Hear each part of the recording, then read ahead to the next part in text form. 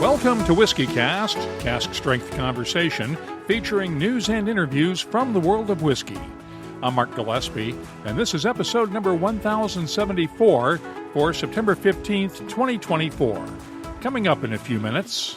A lot of the big distillers have slowed production by 20-30%, and when they feel things are picking up again, they'll bump up. So I don't think it's a big issue. Few people have their finger on the pulse of the Scotch whiskey industry more closely than Sukhinder Singh. He founded the Whisky Exchange with his brother Rajbir and recently stepped down after selling the online retailer to Pernod Ricard. Together, the Singh brothers own Elixir Distillers, which owns Tormore Distillery and is building the new Portintruan distillery on Islay. I'll talk with Sukhinder Singh later on WhiskyCast In-Depth. That's just ahead, along with the What I'm Tasting This Week department, our community segment, and on Behind the Label, we'll tell you the difference between a doubler and a thumper. The news is next on this week's WhiskyCast. Gabriel Cardarella from Jewers here. The 2024 U.S. Open Championship may have ended, but you can still get your hands on the whiskey created to honor it. The new Jewers 19-Year-Old Champions Edition. Trust me, a whiskey you don't want to miss. More details coming up. And now, a message from Robin Redbreast. Ever wondered where Redbreast got its name? Well, let's go back to 1912 and be glad our bird-watching founder didn't spot the bar-tailed godwit that day. Proud sponsor of WhiskyCast. Redbreast. Pass it on. Let's get started with the week's news. It's brought to you by the Dalmore. There's new data showing the slowdown in whiskey sales isn't showing any sign of ending soon. The Scotch Whisky Association released export data for the first half of 2024 this week, and both the value and volume of Scotch whisky exports declined significantly. Export value was down 18% from the same period a year ago, while the volume of those exports was down by 10.2%. The U.S. remains the largest export market by value, but has fallen to third behind India and France in volume terms. SWA Chief Executive Mark Kent says the results are not a surprise, given the volatile international situation affecting global industries and inflationary pressures. Kent also blamed the aftermath of COVID and the U.S. import tariffs on Scotch whiskey that are currently suspended, but could return next year unless the U.S. and the European Union agree to a deal on large aircraft subsidies. Whiskey loch or not, William Grant & Sons is planning a major expansion at its Girvan distilling complex in Ayrshire. The company has applied for planning permission to build a giant storage warehouse at the facility in the Grangestone Industrial Estate. No price tag has been set for the project, but the Daily Record reports it would represent a significant investment in the site. South Ayrshire Council is expected to rule on the request in November. Pernod Ricard is planning a multi-million-dollar expansion project in Louisville, Kentucky.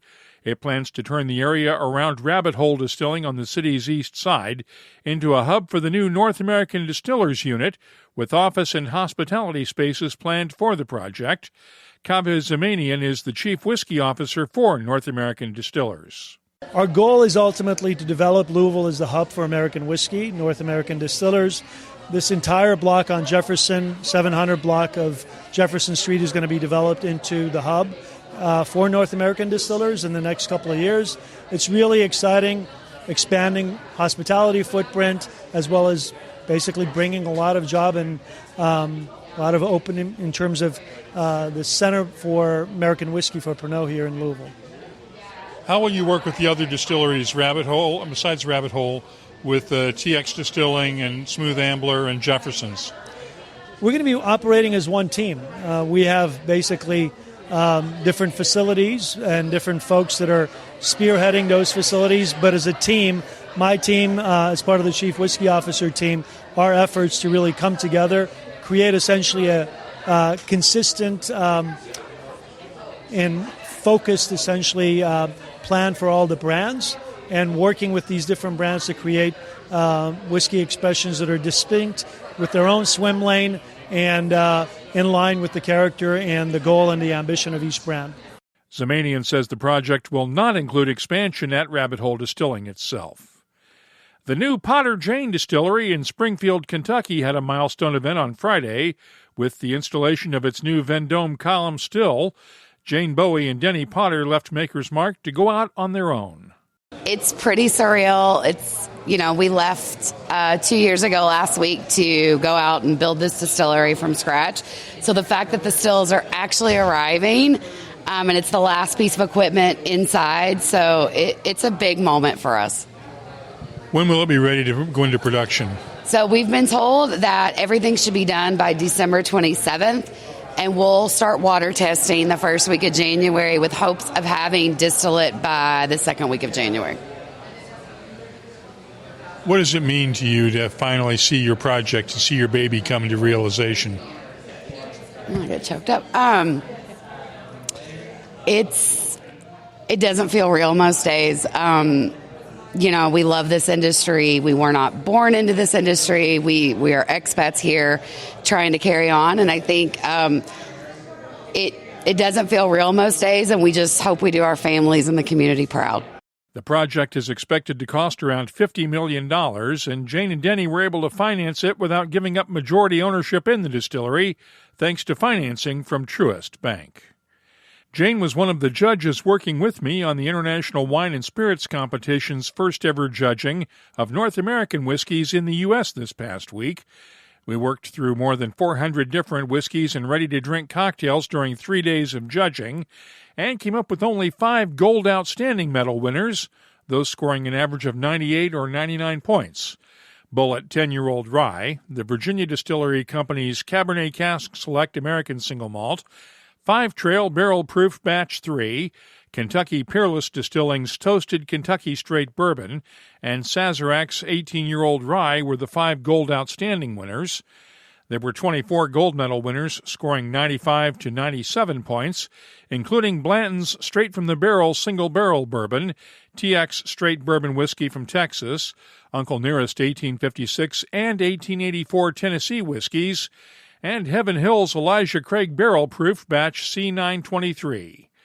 Trophy winners will be announced at the IWSC Awards ceremony in London this November. We have a link to the complete list of medal winners in the show notes for this episode at whiskycast.com. Angel's Envy has unveiled its first new whiskey in more than a decade. Triple Oak is a blend of whiskeys finished in 3 types of barrels: Hungarian oak, French oak, and Kentucky's Chinkapin oak.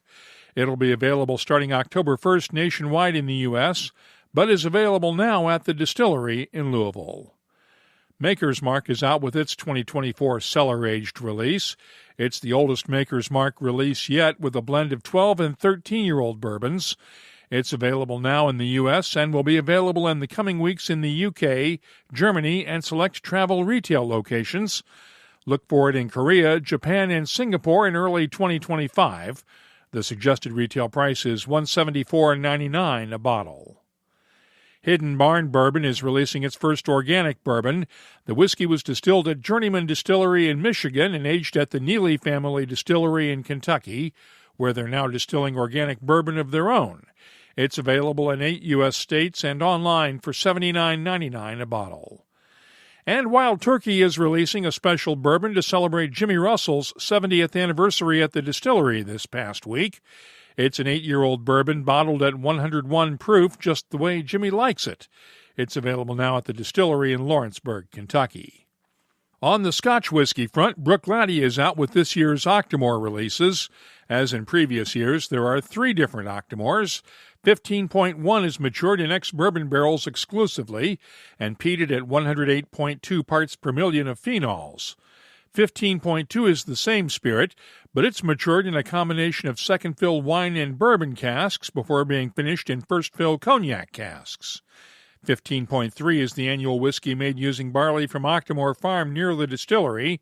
It's peated to 307.2 parts per million this year. Prices range from $205 a bottle for 15.1 to $280 a bottle for 15.3.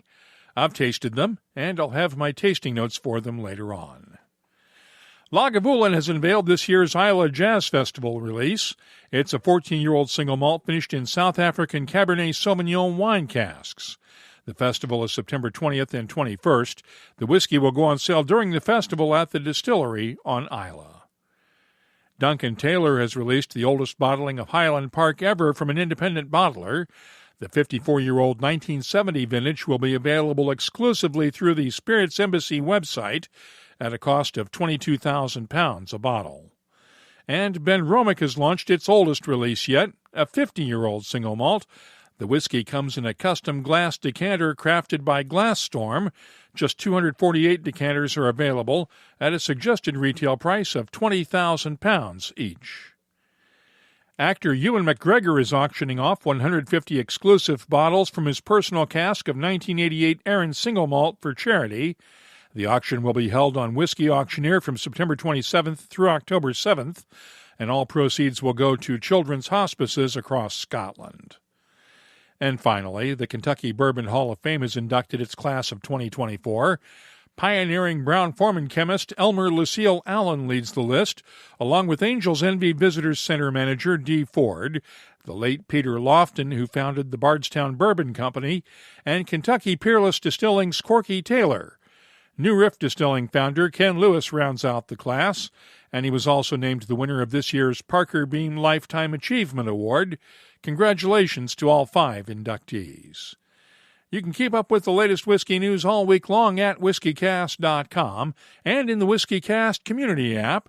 The news is brought to you by the Dalmore. Hello, Richard Patterson here, Master Distiller, Master Blender for the Dalmore. You know, whenever the team and I are in the world sharing our exceptional single malt, we like to keep in touch with Mark Gillespie and the latest news from WhiskyCast.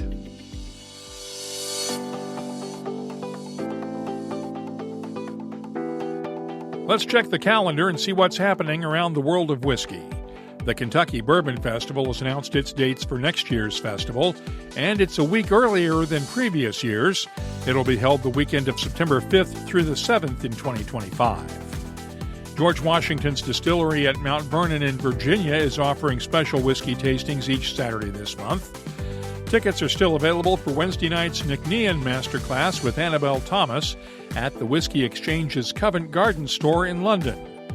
Whiskies of the World San Francisco is this Friday night, followed on Sunday by Whiskies of the World in San Jose. The Liverpool Whiskey Festival is this Saturday in Liverpool, England, and the Chicago Indie Spirits Expo is on Tuesday, the 24th. If you're organizing a whiskey event, let us know about it. We'll add it to the calendars at whiskycast.com and in the WhiskyCast community app. And now, a message from Robin Redbreast. Kentucky and Ireland have plenty in common. 2 homes of horse racing. Bluegrass music is said to have Irish roots. Okay, it's not the longest list, but the Redbreast Kentucky Oak Edition only strengthens the bond.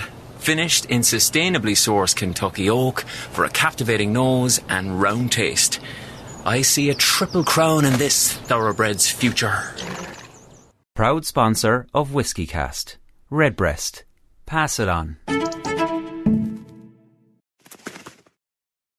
WhiskyCast In-Depth is brought to you by Oban and the Classic Malts lineup. Few people know the whiskey industry as well as Sukhinder Singh. He and his brother Rajbir founded the Whisky Exchange and specialty drinks more than 2 decades ago, and later added elixir distillers to their portfolio. The brothers sold the Whisky Exchange and specialty drinks to Pernod Ricard 2 years ago, and Sukhinder stayed on to run the businesses until the end of last year.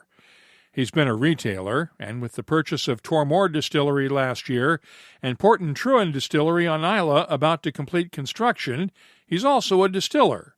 I talked with Sukhinder Singh last weekend at the very noisy whiskey show in London. It's been almost 9 months now since you left the Whisky Exchange. Do you miss it? Yes and no. I think I'd miss it more if I was idle. But I'm so busy with my new projects that I don't get a chance to think about, the old days. With both distillery projects, Tormore and Portintruan. So, no. Let's talk about Portintruan first. How's that project coming along? Now, Portintruan's coming along beautifully. I think Portintruan, any project on an island is complicated because it's not just about building a distillery, it's about engaging the community. And I think initially, community were unsure, what was coming up. But now that the building has come up, I think everyone's very excited. I was on the island about 3 months ago, and everyone was so complimentary in terms of how beautiful the building's looking, and they were looking forward to seeing the inside and the tour, which was so beautiful, which is humbling, that they care. And it's very understandable, being an outsider, that, local communities care about the island. So to get compliments as to how nice it's looking was beautiful. And how is Tormore coming along? Tormore's good. Tormore's twofold. So we have a big contract filling, which is as before, and then there's a filling for ourselves. And for ourselves, we've made a number of tweaks. We've looked at the obvious. We've looked at fermentation. We've looked at barley variety, and we've looked at cask selection. And I think those are the three most important elements. And the changes we've seen are huge. So we're very happy. And it's not just, a one change fix. It's an evolution. So we've done about 4 or 5 changes. We've learned from the changes. We've tried. We've seen what we've liked and said, that works. So we'll continue that forward. But the second part of the process is seeing how the liquid matures. And, trying it after 1 year or 2 years or 3 years to see, all these changes we made, did they work? So, we've changed the barley variety. We've added brewer's yeast as well as distiller's yeast. As I said, we've tried a lot of cask variety in terms of old style of sherry casks and old styles of bourbon casks, refill casks. Very important. And, as we're seeing the changes, even in 3 months or 6 months or a year since we bought the distillery, we're learning from the changes to say this works, this doesn't. We did an experiment, for example, we used champagne yeast. And it was like, it's different, it works. Is it the style we really want? Maybe not. Is it good for an experimentation? Yes. Is it better than where we started? Yes. So we've got a lot to learn. Dave Broom says we're in the start of a whiskey loch already. Would you agree with that? Yes and no.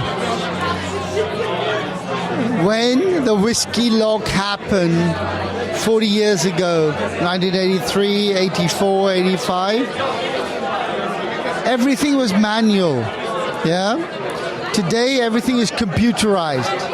So therefore, when a distiller looks at inventory and where they need to be in terms of a 5-year-old, 6-year-old, a blend, 10-year-old, 12-year-old, 15-year-old, they can make the changes very quickly. So all they have to do is reduce production in the following year. And when they have their 10-year-old in 10 years' time, they might have some extra liquid of 11, 12, 13, 14. So they're over-aging, but they controlled it very quickly. You see my point? Because computers help them assess, as long as the forecasting is done correctly, they can adjust very quickly. So I don't think it's a big issue. A lot of the big distillers have slowed production by 20-30%, and when they feel things are picking up again, they'll bump up. So I don't think it's a big issue. And for big distillers, the borrowing in terms of, do they need to borrow from banks? Probably not. They're cash rich. So even if they're overaged by 2-3 years, and a 10-year-old is a 13-year-old, it doesn't cost them very much more. But in terms of quality, much better. What has you excited about the whiskey world these days? In the whiskey world, I think the whiskey world is changing a lot, good and bad in every way. I think the big corporate giants, everything about industrialization, efficiency, marketing led, and I don't like that. I think the best liquid in Scotland today is from the small, medium-sized distillers. Isle of Arran, for example, Springbank, Deanston, Bunnahabhain. The small, medium-sized distillers, I think are doing a good job. Ardnamurchan, Torabeg.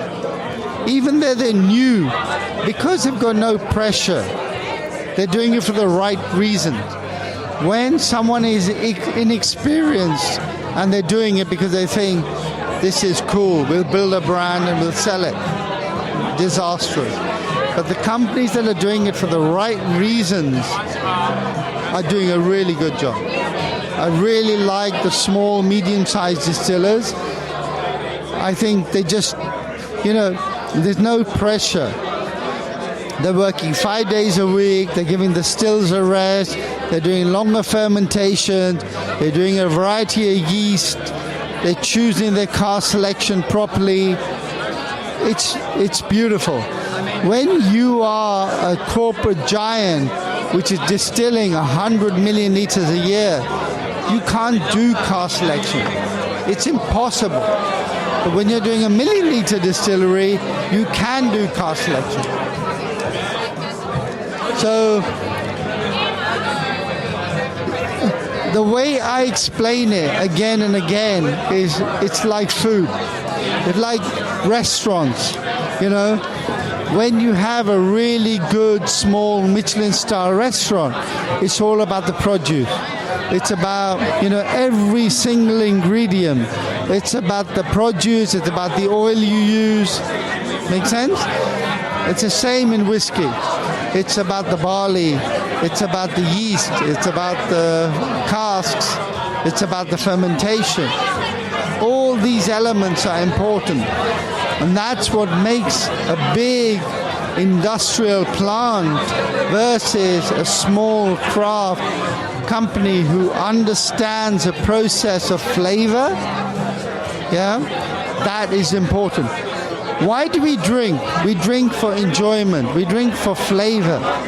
If you don't get flavor, which comes from slow production, from, all these elements I've spoken about, it's not worth drinking. What's frustrating you about the whiskey industry these days? It's similar to what I've said, industrialization. If you look at the big brewers, the biggest beer brands belong to only a handful of brewers, and they all taste the same. It's industrialization. Now, the interesting thing is the big brewers are buying small brewers. What's happening in the whiskey industry? The big distillers are buying small distillers. Why? Because they don't understand how to get it right. They know the small guys are doing it right. Let's buy the small distillers and not change them. Let's not interfere. Let them do what they're good at. It's actually not rocket science, yeah? All they have to do is go back to the basic, but they don't understand it because the big companies, unfortunately, I believe, are led by marketing. The whole industry's changed, yeah? It's about scale, it's about volume, it's about efficiency, yeah? Efficiency does not mean quality. Quality is about slow. It's about the ingredients. Whether it's food, whether it's distillate, no different. Thanks to Sukhinder Singh for joining us this week on WhiskyCast In-Depth. It's brought to you by Oban, a deliciously smooth single malt, known for its coastal charm and Highland heritage, loved by whiskey lovers worldwide. Discover Oban's full lineup at malts.com. Let's start off the What I'm Tasting This Week department with the 3 new Octomore releases from Bruichladdich. Octomore 15.1 is bottled at 59.1% ABV and peated to 108.2 parts per million of phenols. The nose is peaty and phenolic with touches of creosote, heather, honey, and dried flowers. The taste is peppery and smoky with chili powder and cinnamon on top of peat smoke, heather, toffee, honey, and a hint of grilled pineapple. The finish has grilled pineapple and peat smoke with touches of heather and brine. I'm scoring the Octomore 15.1 a 93. 15.2 is finished in cognac wine casks, bottled at 57.9% ABV, and like the first one, is also peated at 108.2 ppm. The nose has red grapes, caramel, a hint of peat smoke, and a nice maltiness. The taste has white pepper, mango, apricot, vanilla, toffee, and a hint of grilled pineapple. The finish is long with citrus fruits, a hint of spice, and a gentle peatiness with a touch of sea salt. I'm scoring Octomore 15.2 a 94. Octomore 15.3 is the peat monster of the 3. It's peated to 307.2 parts per million and bottled at 61.3% ABV. It's matured in a combination of first fill ex-bourbon and Oloroso hogsheads, and the nose has touches of toffee, dried fruits, toasted coconut, a hint of butterscotch candies, and barley sugar. The peatiness comes alive on the palate with a touch of black pepper, followed by dried fruits, butterscotch, orange peel, and a touch of brine. The finish is long with peat smoke, sea salt, and a touch of brown sugar. I'm scoring Bruichladdich's Octomore 15.3 a 94. And finally, let's look at the first single malt whiskey from South Korea. Ki-One Virgin American Oak is bottled at 46% ABV. The nose is fruity and floral with touches of mango, papaya, honey, and dried flowers. The taste is dry and astringent with a slow onset of spices like cinnamon bark and white pepper, with mango and papaya notes in the background. The finish is long with lingering spices, and this one is still relatively young, but it does show promise for the future. I'm scoring the Ki-One Virgin American Oak single malt a 92. I'll be adding these tasting notes to our searchable list of nearly 3,800 different whiskeys from all over the world. Check it out this week at whiskycast.com. Every year, Dewar's, the official Scotch whiskey of the U.S. Open Championship, rolls out a special limited edition whiskey to celebrate that year's tournament. The 2024 championship wrapped up in June, but the 2024 Dewar's 19-year Pinehurst edition is available now, and you don't want to miss it. This year's 19-year whiskey is double-aged, then extra-matured in rye casks, offering a rich profile with notes of pear and heather honey. There's a hint of spice in there, too, along with a dusting of cinnamon and cocoa powder. It's a sensory delight for any true whiskey or golf fan. So trust me, my fellow aficionados, grab a bottle and enjoy a whiskey crafted with the same skill and precision that makes the U.S. Open legendary.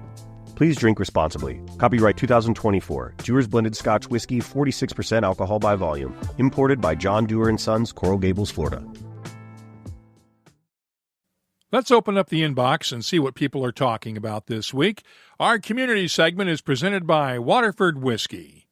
Had more comments on our interview 2 weeks ago with Margie Lehrman of the American Craft Spirits Association on the problems craft distillers are facing.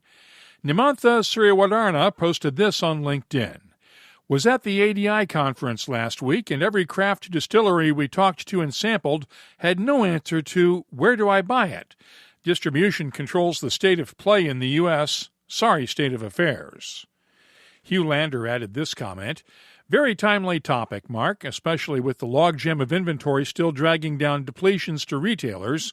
Both big and small suppliers are behind the 8 ball on depletions, but the big guys are able to monopolize a distributor's efforts at the expense of the smaller distillers.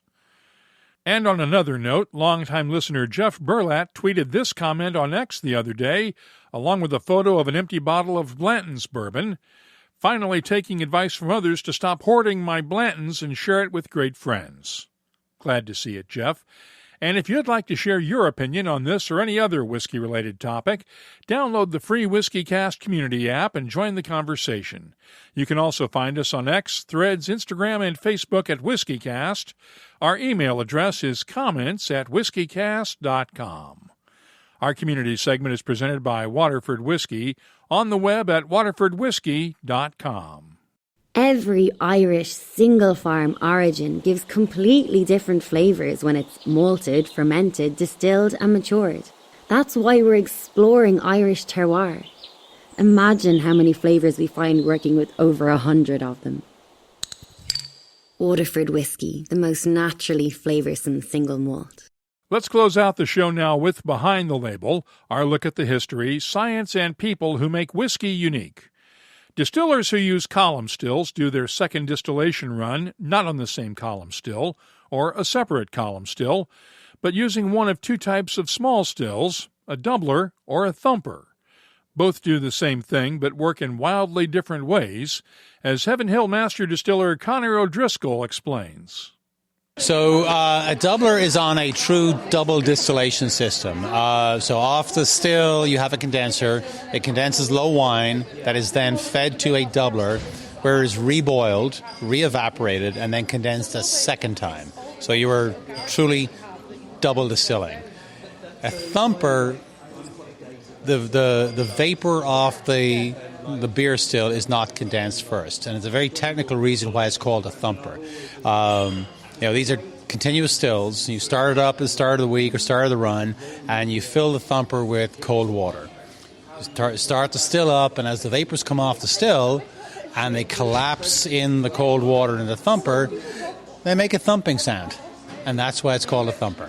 But once everything is up to equilibrium and running smoothly, then it just kind of makes a boiling liquid sound. It's not thumping anymore. But what happens in a thumper is that, long chain alcohols, bigger molecules tend to condense out.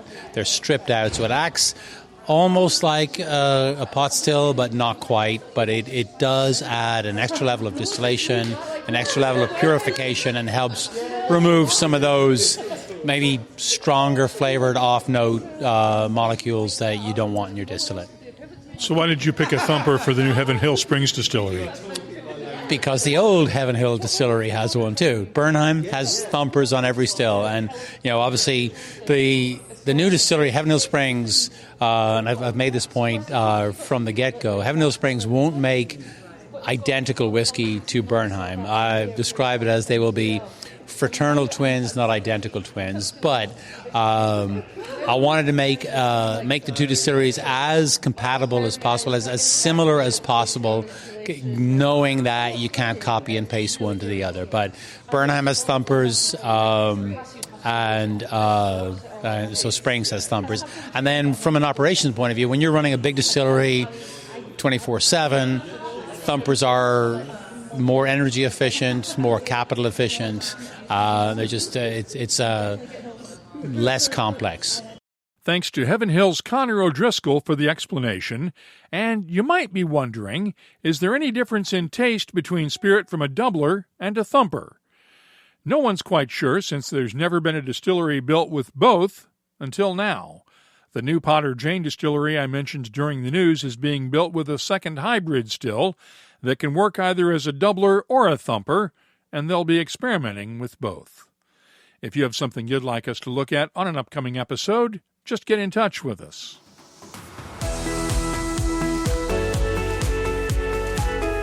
That's all for this episode of WhiskyCast. You'll find links for the stories in this episode in our show notes at whiskycast.com. That's where you'll also find the latest whiskey news, my tasting notes, the calendar of events, the whiskey photo of the week, and, of course, a complete archive of past episodes going all the way back to 2005. Get in touch with us on X, Threads, Instagram, and Facebook at WhiskyCast, or you can use the WhiskyCast community app. Download it today from the Apple and Google App Stores. Our email address is comments@whiskycast.com. And now, a message from Robin Redbreast. A thoughtful gift is hard work. What you need is a go-to multi-purpose gift for all occasions. A bottle of Redbreast can say, "Enjoy every minute, they grow up so fast." And equally nails, "Apologies for the back pain, I should have just hired a moving company." Proud sponsor of WhiskyCast. Redbreast. Pass it on. The 2024 release of Dewar's 19-Year-Old Champions Edition is out now. Available at Dewars.com. Get it while you can and appreciate every double-aged rye cask finished dram.